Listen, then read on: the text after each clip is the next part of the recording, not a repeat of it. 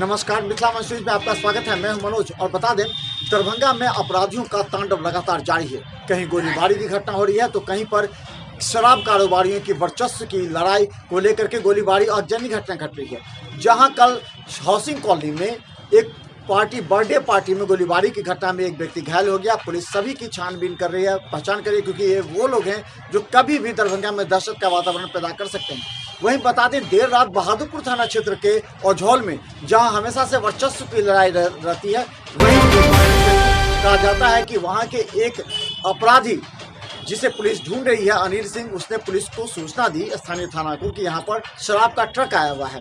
लेकिन पुलिस विलंब से पहुंची तो वो खुद ट्रक को रोकने गया, उसमें विवाद हो गया।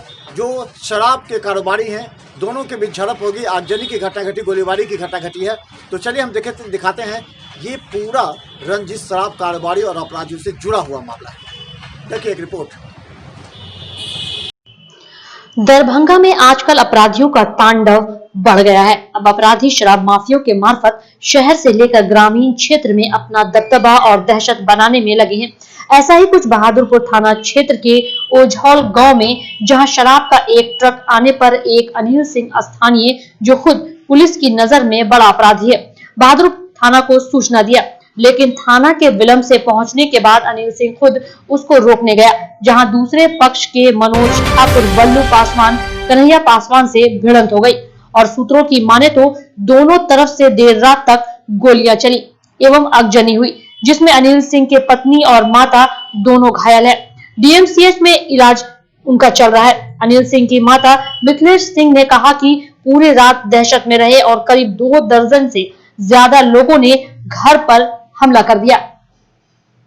ठाकुर भी था, उसका तीनों लड़का भी था, उसका बाप भी था, सब रोड़ा चलाया है, पेट्रोल छीटा है, घर में आग लगाया है। मनोज ठाकुर दरवाजा पर आकर पूरा खींच के ले गए। सफारी गाड़ी की कन्हैया पासवान,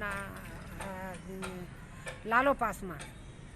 तो मेरा बेटा थाना को सूचना दिया, थाना थोड़ा लेट हो गया आने में।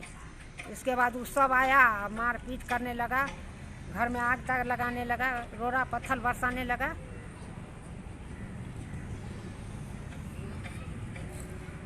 क्या नाम हुआ? मिथिलेश देवी। गोली भी लग गया है। ये गोली कब चलाया था, सुबह में कि रात में? रात में रात में गोली रात में अथी था। हमको तो सबको रोक कर मारता था, गाड़ी वाला को नहीं जाने देता था। गेट पर इतना दूसरा सब जमा था। कन्हैया पासवान। कितने आदमी घायल हैं? 2 आदमी घायल हैं। विशेष एक ठो हॉस्पिटल है, भर्ती है पुतौ हमारा। अनिल के पत्नी भर्ती है और हमको अभी इलाज करके नाम काट दिया है। रात भर इलाज हुआ है और नाम काट दिया है। रात के बाद सुबह से ही दोनों पक्षों के बीच मारपीट और दहशत का माहौल देख घटना स्थल पर सिटी एसपी अशोक कुमार प्रसाद पहुंचे। उन्होंने दोनों स्थल को देखकर कहा कि दोनों तरफ से आगजनी और गोलीबारी की सूचना है। वहीं लोगों ने शराब और आपराधिक वर्चस्व की बात कही। वहीं आपको बता दें कि अपराधियों की गिरफ्तारी के लिए छापेमारी भी जारी है। घर में तोड़फोड़, पत्थरबाजी की घटना हुई है सर, क्या पूरी बात आप? ये देखिए, सुबह से ही बीती रात्रि और सुबह से ही मतलब ये अनिल सिंह और दूसरे पक्ष है मनोज ठाकुर, उनके तरफ से कुछ लोग हैं। इन दोनों पक्षों के बीच में जिस बात की आप फायरिंग और उड़ेबाजी की घटना घटित हुई है। दोनों पक्षों के तरफ कुछ आगजनी की भी घटना घटित हुई है। एक तरफ से गुमटी जलाया गया और एक तरफ से अनिल सिंह के घर में भी कुछ आगजनी की घटना घटित हुई है। दोनों पक्षों पे कार्रवाई की जा रही है, दोनों पक्षों में गिरफ्तारी होगी और जो भी लोग इसमें शामिल है किसी को छोड़ा नहीं जाएगा। तो सर, जिस प्रकार की घटना घट रही है, शराब की सूचना देने पर शराब माफिया के द्वारा घर पे अटैक कर देना,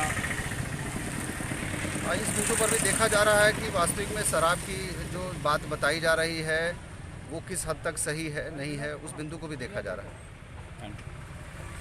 गौरतलब है कि नीतीश सरकार जहां शराब रोकने के लिए वरीय पुलिस अधिकारियों पर दबाव डाल रही है, वहीं थाने में मौजूद कुछ ऐसे पुलिसकर्मी हैं जिसकी मदद से बेखौफ शराब माफिया न सिर्फ शराब का कारोबार ही करते हैं, बल्कि इसकी सूचना देने वालों पर भी बड़ी घटना को अंजाम देते हैं, जिससे लोगों में सूचना देने के नाम पर भय व्याप्त है। इसका फायदा बड़े आराम से शराब कारोबारियों के द्वारा उठाया जाता है।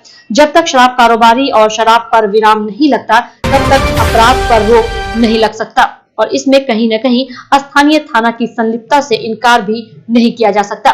ब्यूरो रिपोर्ट, मिथिला मंच न्यूज, दरभंगा। तो हम बता दें, लगातार दरभंगा में अपराधियों की द्वारा जो वारदात को अंजाम दिया जा रहा है, निश्चित तौर पर जिला पुलिस के लिए एक चुनौती भरा है। कहा जाता है कि बिना पुलिस की मदद से कहीं भी शराब माफिया, शराब कारोबारी नहीं कर सकते हैं।